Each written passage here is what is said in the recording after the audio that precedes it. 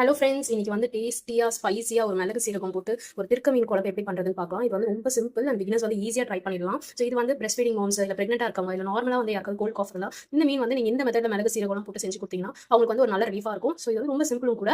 இந்த மீன் வந்து நிறைய ஹெல்த் பெனிஃபிட்ஸ் இருக்க மீன். ஸோ நீங்க மந்த்லி ட்வைஸ் கிடைச்சா கூட நீங்க கன்சியூம் பண்ணலாம். அவ்வளோ நல்லது அண்ட் ரொம்ப டேஸ்ட்டாகவும் இருக்கும். லைக் ஃப்ரெஷ்ஷும் வந்து ரொம்ப சாஃப்டா இருக்கும், முழு ரொம்ப சாஃப்டா இருக்கும். இந்த மீன் வந்து நீங்க தாராளமாக கிட்ஸ்க்கு கூட கொடுக்கலாம். அண்ட் வந்து ப்ரெக்னெண்டா இருக்கவங்க கூட கன்சியூம் பண்ணலாம். ஸோ இது எப்படி பண்றதுன்னு பார்க்கலாம் வாங்க.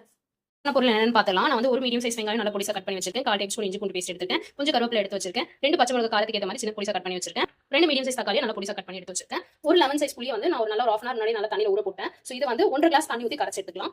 இந்த குழம்புல போட்டுக்கு மசாலா அரைக்கிறதுக்கு நான் 1 டேபிள் ஸ்பூன் பெப்பர் எடுத்துருக்கேன். 1 டேபிள் ஸ்பூன் சீரகம் எடுத்துருக்கேன். 1/4 டேபிள் ஸ்பூன் சோம்பு எடுத்துருக்கேன். ஆப்ஷன் தான், வேணாம் ரொம்ப பண்ணிக்கோங்க. நல்லா பெரிய பெரிய பல்லா இருக்க பூண்டு வந்து ஒரு 5 பல்லு எடுத்துருக்கேன். ஒரு சின்ன சின்னதா ஒரு 10 பல்லு கூட ஆட் பண்ணிக்கோங்க. 2 காஞ்ச மிளகாய் காரத்துக்கு ஏற்ற மாதிரி எடுத்துருக்கேன். ஸோ இது எல்லாத்தையும் மிக்ஸியில் போட்டு நல்லா பவுடர் அரைச்சு எடுத்துக்கலாம். ஸோ இதெல்லாம் இதுக்கு ஆட் பண்ணுறோம்னா லைக் பிரஸ்ட் ஃபீடிங் மாம்ஸ்க்குலாம் வந்து அடிக்கடி கோல்ட் ஆகும். ஸோ அவங்களுக்குலாம் கோல்ட் ஆகாமல் இருக்கிறதுக்கு திருக்க மீன் வந்து இந்த மாதிரி மெத்தட்ல குக் பண்ணி தருவாங்க. இது நார்மலா நம்ம ஜென்ரலா யாருக்கு கோல்டு இருக்கோ அவங்க கூட வந்து இந்த மாதிரி சாப்பிடலாம். ஸோ இந்த பவுடர் நல்லா அரைச்சு எடுத்துக்கலாம். நல்லா குறையா இந்த கன்சிஸ்டன்சி இருந்தால் போதும். ஸோ இப்போ தாளிச்சுலாம் வாங்க.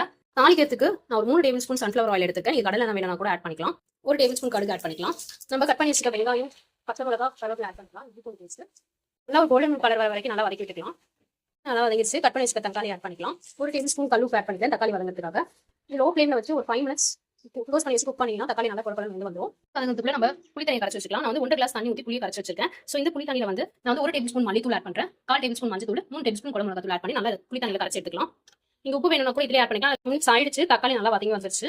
தக்காளி நல்லா வதங்கிடுச்சு. இப்போ நம்ம அரைச்சு வச்சிருக்க மசாலா ஆட் பண்ணிக்கலாம். நம்ம அரைச்சு வச்சிருக்கிற மிளகு சீரகம் பூண்டு மசாலா வேணா இதை ஆட் பண்ணிக்கிறேன். இதை நல்லா கலந்து விட்டு ஒரு லோ ஃப்ளேம்ல ஒரு 2-3 மினிட்ஸ் மட்டும் நல்லா குக் பண்ணிக்கோங்க. லோ ஃப்ளேம்ல மசாலா எல்லாம் குக் ஆகி வந்துருச்சு. இப்போ நம்ம கரைச்சு வச்சிருக்க புளி தண்ணி ஆட் பண்ணிக்கலாம். இது நல்லா ஒரு மீடியம் ஃப்ளேம்ல வச்சு ஒரு 10 to 15 மினிட்ஸ் நல்லா கொதிக்க விடுங்க. மிளகாத்தூளோட பச்சை வாசனை போய் குழம்பு வந்து ஒரு திக்கான கன்சிஸ்டன்சி வரணும். அது வரைக்கும் நம்ம 15 மினிட்ஸ் கொதிக்க விட்டுக்கலாம்.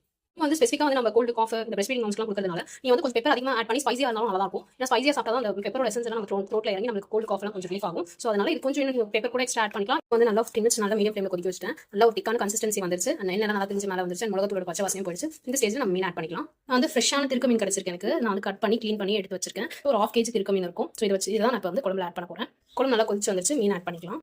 இது வந்து நல்லா ஜென்டலா கலந்து விட்டுக்கோங்க. ரொம்ப நல்லா இருக்கும் மீன். ரொம்ப ஹெல்த் பெனிஃபிட்ஸ் நிறைய இருக்க மீன் கூட. நல்லா ஜென்டலா கலந்து விட்டுட்டு ஒரு ஹை ஃப்ளேம்ல ஜஸ்ட் ஒரு 3 மினிட்ஸ் மட்டும் க்ளோஸ் பண்ணி ஹை ஃப்ளேம்ல வச்சுக்கலாம். அதான் மீன் வந்து கொஞ்சம் லைட்டா குக் ஆகும். 3 மினிட்ஸ் நல்லா ஹை ஃப்ளேம்ல வச்சிட்டேன். இப்போ ஓப்பன் பண்ணி ஒரு 10 மினிட்ஸ் வந்து மீன் நல்லா குக் ஆகி அந்த ஃப்ளேவர்லாம் வந்து குழம்புல இறங்குற வரைக்கும் நல்லா ஒரு 10 மினிட்ஸ் லோ ஃப்ளேம்ல வச்சு குக் பண்ணிக்கோங்க. அப்பதான் அந்த மீனோட ஃப்ளேவர்லாம் இறங்கும். நான் வந்து முன்னாடி உப்பு போட மறந்துட்டேன். ஸோ இப்போ வந்து நான் ஒரு டேபிள் ஸ்பூன் கல்லுப்பு ஆட் பண்ணிக்கிறேன். உப்பு வந்து ஜென்ரலா லைக் நார்மலா குழம்பு கொதிச்சு வரும்போது ஆட் பண்ணினா கரெக்டா இருக்கும். இப்போ லோ ஃப்ளேம்ல ஒரு 10 மினிட்ஸ் குக் பண்ணிக்கலாம். லோ ஃப்ளேம்ல வச்சு குக் பண்ணிட்டேன். என்ன தெரிஞ்சு வந்துச்சு. மீனும் நல்லா குக் ஆகி வந்துச்சு. பார்க்கவே நல்லா இருக்கு. வாசனையும் நல்லா இருக்கு. அந்த மிளகு சீரகம் திருக்க மீனோட ஸ்மெல் மிக்ஸ் ஆகி நல்லா வருது. ஸோ இவ்வளவுதான் இது. மீன் வந்து நல்லா ஃப்ரெஷ்ஷா இருக்கிறதுனால எனக்கு குழம்பு கன்சிஸ்டன்சி வந்து நல்லா திக்கான கன்சிஸ்டன்சி மெயினா இருக்கு. நீங்க ஐஸ் வச்சு மீன் சோப் பண்ணி வச்சீங்கன்னா குழம்பு நல்லா தனியாகும். மீன் போட்ட உடனே சரி. ஸோ இந்த வீடியோ உங்களுக்கு யூஸ்ஃபுல்லா லைக் பண்ணுங்க, ஷேர் பண்ணுங்க, சப்ஸ்கிரைப் பண்ணுங்க.